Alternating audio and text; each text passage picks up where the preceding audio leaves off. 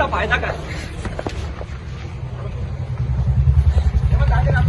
नाही इतके दिवस ऐकलं नाही. आमचं ऐकलं. डोंगरे साहेब कुठे? डोंगरे साहेबांना बोला. दाखवून बोलला. डोंगरे साहेबांना बोला. त्या डोंगरेला बाहेर बोलवा.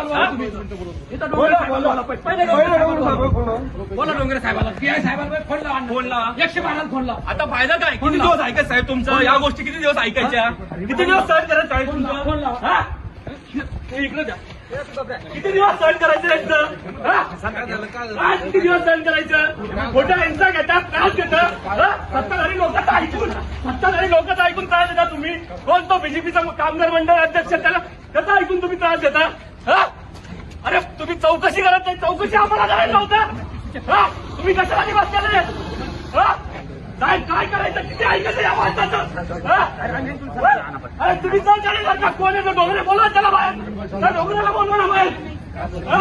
किती दिवस ऐकलं आम्ही त्याचं? गेल्या 15 दिवसापासून धमकी देतोय. दमदाटे करतोय पोलीस स्टेशन मध्ये असताना. जातीवर बोलतो प्रत्येकाला जाती आली आहे.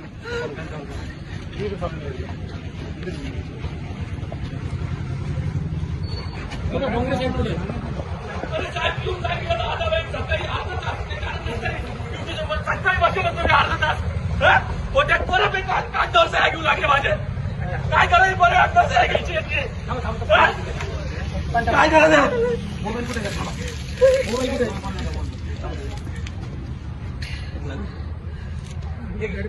चिक्क्यांच्या वर माणसाला आता त्रास होता. एखाद्या सामान्य माणसाचं काय करायचं?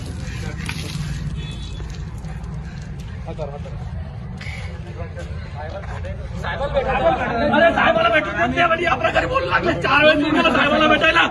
4 वेळेस येऊन गेलो मी. कायद्याप्रमाणे हायकोर्टात रोडची केस चालू असताना स्थानिकच्या जमिनीवर अतिक्रमण करून गुंठेवारीचे खोटं कागदपत्र महानगरपालिका असो पोलीस स्टेशनला दाखवून याबद्दल कागदपत्र तर दाखवलेच आणि त्यावर कोणतेही ऍक्शन न घेता काही रात्री फोन करून गुंडे पाठवले मारण्यासाठी. त्याच्याबद्दल रितसर मी तक्रार दिली. त्यांना सांगितलं तुम्ही चौकशी करा. चौकशी केल्यानंतर त्यांना रेकॉर्डिंग दाखवली. तर कोण डोंगरे साहेब म्हणून आहे, प्रकाश डोंगरे, गेल्या 1.5 महिन्यापासून मला फोन करून त्रास देत आहे. तू इथं ये, मला दाखव. आज त्यांना प्रूफ दाखवल्यानंतर ते माझ्याकडनं कोऱ्या पेजवर सही घेत आहे की तू कंप्लेंट पाठीमागे घे. आणि कारण फक्त एक की संजय हडोळे पाटील, ज्याला म्हणता रेणुकानगरचा, त्या माणसाने महानगरपालिकेच्या रिकाम्या जमिनीवर अतिक्रमण केले. माझा काही संबंध नसताना तो बळजबरी माझं नाव त्याच्यामध्ये आणतोय आणि ते समोरच्या माणसाला पाठवून सांगतोय की तू पैसे वगैरे माग त्यांच्याकडनं, त्याला सुधरून नको. या संबंधित रेकॉर्डिंग सुद्धा मी सबमिट केली, तरी मला आज हा त्रास झाला. त्यानंतर सुद्धा ते म्हणताय की तुम्ही आणखी व्हिडिओ प्रूफ आणा, तुम्ही लोक घेऊन या. मग यांचं काम काय? ही चौकशी का करत नाही? जर मी व्हिडिओ प्रूफ आणू, सगळ्या गोष्टी मीच आणू, मग ही चौकशी का करत नाही? हे म्हणता चौकशी करायचं माझ्याकडे काम नाही, माझ्याकडे ऑलरेडी 100 केसेस आहे, 50 केसेस आहे. या प्रकारे उत्तर देत आहे आणि त्यांच्या प्रत्येक गोष्टीला कंटाळून आज मला हा पर्याय होता. बाकी काहीच नाहीये. तुमचं नाव? माझं नाव हेमंत अंबादास जाधव. ओके.